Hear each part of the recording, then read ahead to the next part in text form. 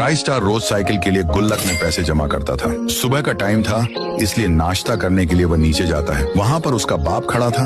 Rice star अपने पापा को गुड मॉर्निंग बोलता है। गुड मॉर्निंग, नाश्ता करने बैठ। फिर राइस स्टार खाना खाने के लिए जाता है। खाना खाने को ठहर जाता है। फिर पापा बाहर से किसी को बुलाने लगते हैं। बाहर से एक लड़की आती है और पापा को कैसे हो पूछती है।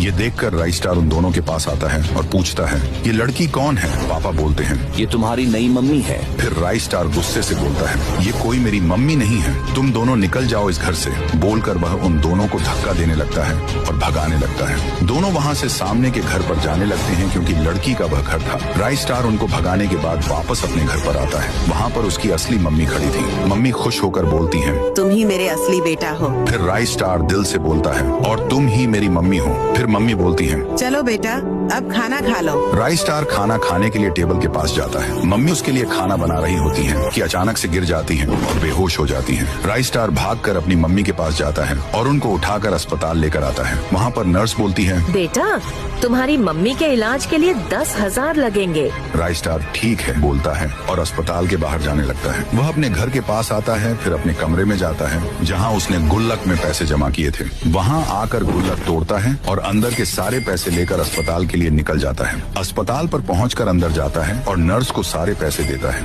नर्स पैसे लेने के बाद बोलती है, बाहर रुको, ऑपरेशन होना है। फिर राइस स्टार अस्पताल के बाहर जाकर पास में रुक जाता है। अंदर से उसकी माँ की रोने की आवाज आती है। राइस स्टार अंदर जाता है। नर्स बोलती है, उनको बेटा हुआ है, यानी तुम्हारा भाई, पर मैं तुम्हारी मम्मी को नहीं बचा पाई। राइस स्टार देखता है कि उसे नया भाई मिल गया है, पर उसकी मम्मी मर चुकी थी। राइस स्टार बहुत रोता है और मम्मी से बोलता है, प्लीज उठ जाओ मम्मी। फिर उसका भाई रोने लगता है। राइस स्टार उसको उठाकर अपने घर पर लेकर आता है। भाई रोए जा रहा था, रोना बंद नहीं कर रहा था। राइस स्टार को समझ नहीं आ रहा था कि उसे शांत कैसे किया जाए। उसे लगता है कि शायद उसे दूध चाहिए, इसलिए वह वहाँ से चला जाता है। राइस स्टार अपने पापा के घर के पास आता है जिन्हें उसने पहले भगाया था। वह दोनों आते हैं। राइस स्टार उनको रोक कर बोलता है, मेरा भाई बहुत रो रहा है, उसे दूध चाहिए, मुझे दूध दो।